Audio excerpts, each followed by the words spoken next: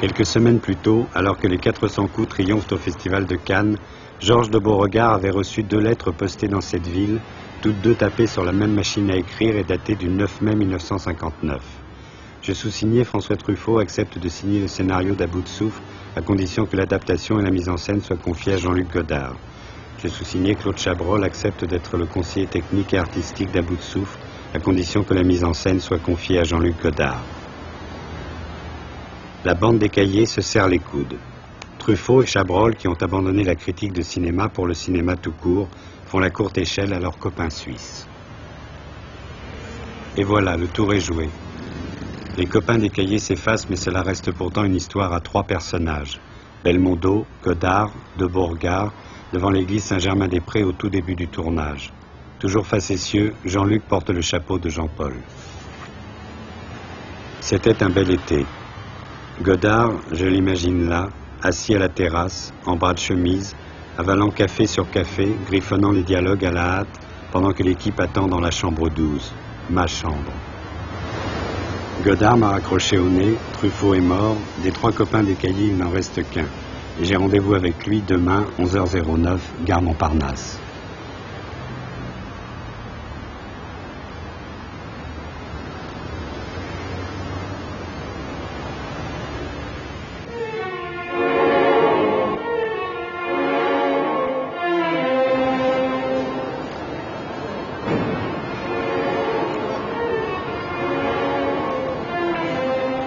« 11h10, Claude Chabrol débarque du train. Barbaries et roman de Philippe Cadic sous le bras.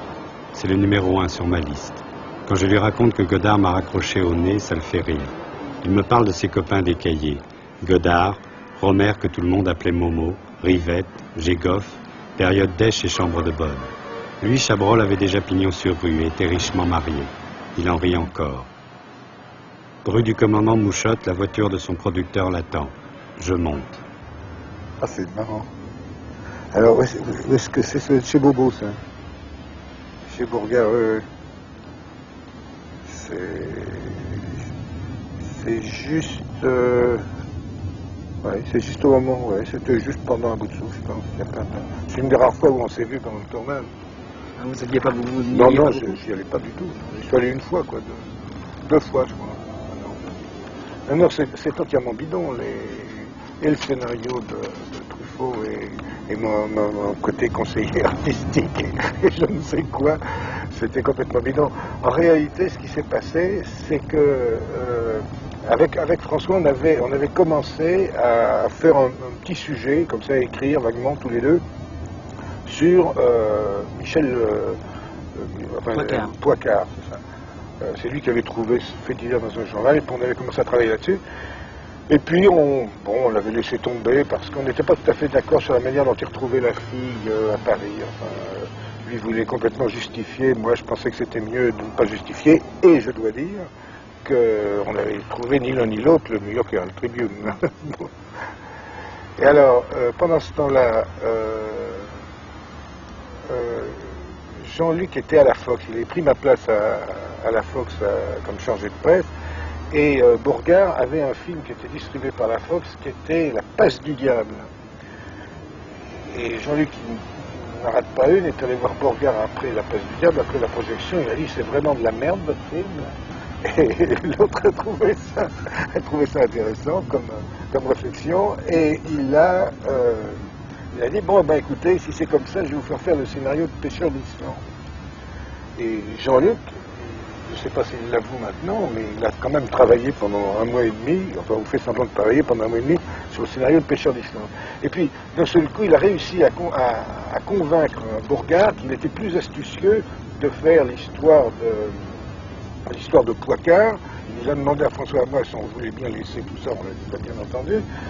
Et voilà, et c'est comme ça qu'est né À bout de souffle. Mais Beauregard a dit, oui, mais tout ça c'est très bien, mais vous, on ne sait pas qui vous êtes, Pêcheur d'Islande, encore il y avait Pierre Loti, mais là il n'y a plus personne. Alors, comme vos copains, on avait fait des films à succès, nous on commençait à être connus, là.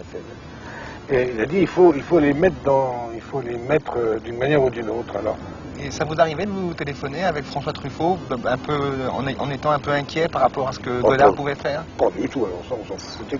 On était sûrs que tout, on était sûrs tous qu'on était des génies, quoi. Même pas de doute. Et donc le problème ne se posait pas. Il suffisait d'avoir le pognon pour faire le film et la vérité s'imposait d'elle-même.